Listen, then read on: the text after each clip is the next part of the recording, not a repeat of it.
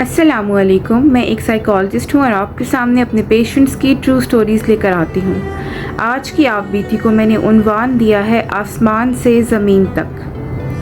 فریحہ ایک business woman تھی، اپنا کاروبار چلا رہی تھی، ہر وقت باہر کے کاموں میں مصروف رہتی۔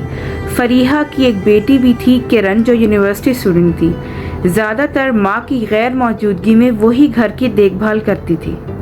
فریحہ نے کام کاج کے لیے کام والیاں رکھی ہوئی تھی۔ نسرین صفائی اور برتن دیکھتی تھی، جبکہ باقی کاموں کے لیے ایک اور ملازمہ تھی۔ نسرین کا شوہر بہت بیمار تھا، اس کو ٹی بی ہو چکی تھی، جو غربت ہونے اور پراپر علاج نہ ہونے کی وجہ سے بڑھتی ہی جا رہی تھی۔ نسرین کی ایک بیٹی بشرا تھی۔ جب ماں کام پر جاتی تو بشرا ہی باپ کو اور گھر کو خیال رکھتی۔ نسرین نے ہمیشہ بشرا کو بہت ہی لاڈلا رکھا تھا۔ وہ بشرا کو گھر کا کوئی کام نہیں کرنے دیتی تھی۔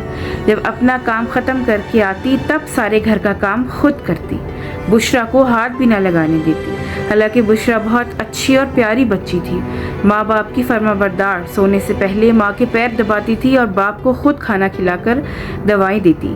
ایک دن نسرین جب کام پر گئی ہوئی تھی اور بشرا باپ کے ساتھ گھر میں تھی تو اچانک بشرا کے ابو کی طبیعت بہت زیادہ خراب ہونے لگی۔ اس کی سانس رک رہی تھی اور وہ بے تحاشا کھانس رہا تھا۔ بشرا نے باپ کا موبائل لیا اور گھبراہٹ میں ماں کا نمبر ملایا۔ نسرین کو جب ساری بات معلوم ہوئی تو اس نے بشرا کو کہا کہ وہ الماری میں سے دوائیں نکال کر باپ کو دے دے، وہ جلدی کام ختم کر آ جائے گی۔ بشرا نے فون بند کیا اور اندر کی طرف بھاگی۔ الماری کھولی، دوائیں ڈھونڈی تو دیکھا تمام دوائیں ختم ہو چکی تھیں۔ اس نے جلدی سے پیسے ڈھونڈے تاکہ بازار سے دوائیں لا سکے، لیکن پوری الماری میں 1 روپیہ بھی نہیں تھا۔ باپ کی تکلیف بڑھتی جا رہی تھی، یہ دیکھ کر وہ جلدی سے گھر سے نکلی اور ماں جہاں کام کرتی تھی وہاں پہنچ گئی۔ ماں اس کو کچن میں ہی برتن دھوتی ہوئی دکھائی دے گئی۔ وہ بھاگ کر اس تک پہنچی اور شکایت کی کہ وہ ابھی تک یہاں کیوں ہے، گھر کیوں نہیں آئی۔ باپ کی تکلیف بہت بڑھتی جا رہی ہے، وہ تڑپ رہا ہے۔ تو نسرین فوراً بولی، جب تک کام ختم نہیں ہوگا باجی چھٹی نہیں دیں گی اور نہ ہی پیسے دیں گی۔ بشرا جلدی ماں کے ساتھ کام نپٹانے لگی تاکہ دونوں گھر جلدی جا سکے۔ نسرین نے ایک دفعہ اپنی مالکن فریحہ کے پاس جا کر تھوڑے پیسے ایڈوانس میں مانگے، لیکن فریحہ نے یہ کہہ کر کہ تم کام والیوں کے ڈرامے کبھی ختم نہیں ہوتے، صاف انکار کر دیا تھا۔ نہ چھٹی دی تھی اور نہ پیسے۔ فریحہ اور کرن دونوں مجبور ماں بیٹی کو جلدی ہاتھ چلاتے ہوئے دیکھ رہی تھی۔ نسرین اب تھکنے لگی تھی، لیکن بشرا نہیں رک رہی تھی۔ لگاتار کام میں مصروف فریحہ اور کرن مسلسل بشرا پر نظر رکھے ہوئے تھی۔ جب کام ختم ہوا اور نسرین نے دوبارہ پیسے مانگے تو فریحہ نے پھر صاف انکار کر دیا، کیونکہ تنخواہ ملنے میں ابھی 2 دن باقی تھے۔ جب نسرین رونے لگی تو فریحہ بولی، میں تمہیں ابھی تمہاری تنخواہ ایڈوانس میں دینے کو تیار ہوں، لیکن ایک شرط پر، اگر تم بشرا کو یہاں چھوڑ دو تو 1 پورے سال کی تنخواہ میں تمہیں ایڈوانس میں دے دوں گی۔ بشرا تم سے ملنے نہیں آئے گی پورے 1 سال تک۔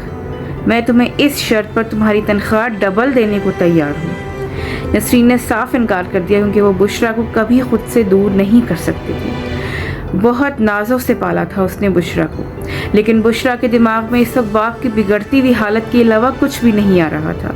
بشرا اس وقت صرف یہ سوچ رہی تھی کہ اگر یہ پیسے ان کو مل گئے تو باپ کا علاج اچھی جگہ سے ہو سکے گا۔ اس نے ماں کو منا لیا، جو یہ سب کرنے کو بالکل راضی نہ تھی، لیکن مجبور تھی۔ چونکہ نسرین اب بوڑھی ہو چکی تھی اور کام کرتے ہوئے اکثر ہی تھکنے لگی تھی، تو فریحہ نے اس کی مجبوری کا فائدہ اٹھا کر بشرا کو روکنا چاہا۔ نسرین بشرا کے اصرار پر اس کو 1 سال کی ایڈوانس تنخواہ لے کر فریحہ کے حوالے کر کے چلی گئی۔ فریحہ کو پیسے نے اتنا مغرور کر رکھا تھا کہ وہ اور کرن بشرا کو انسان ہی نہیں سمجھتے تھے۔ بشرا کو رکھنے کے بعد فریحہ نے باقی تمام ملازموں کو نکال دیا تھا۔ اب بشرا سے پورا دن گدھوں کی طرح کام لیا جاتا اور برائے نام کھانا ملتا، چاہے اس کو بخار ہوتا یا کچھ بھی۔ اس کو صبح کرن اور فریحہ کی خدمت میں پیش ہونا پڑتا، چاہے بشرا بے ہوش ہی کیوں نہ ہوتی۔ فریحہ اس کو اٹھا کر کام کرواتی۔ عجیب و غریب گالیاں اور الزامات اب صبح شام بشرا کا نصیب بن چکے تھے۔ बुशरा नहायत दुखी और कमज़ोर हो चुकी थी, लेकिन अल्लाह से दुआ करने के अलावा कुछ नहीं कर सकती थी। इतने मज़ालिम बर्दाश्त करना मुश्किल होता जा रहा था।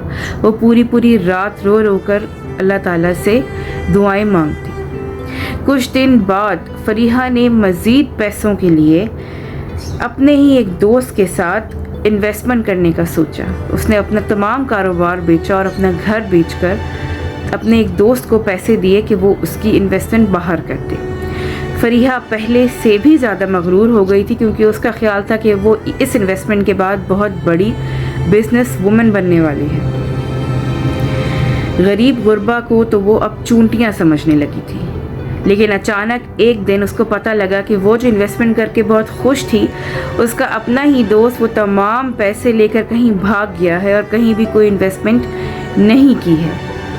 फरीहा एक झटके में आसमान से ज़मीन पर पटक दी गई थी।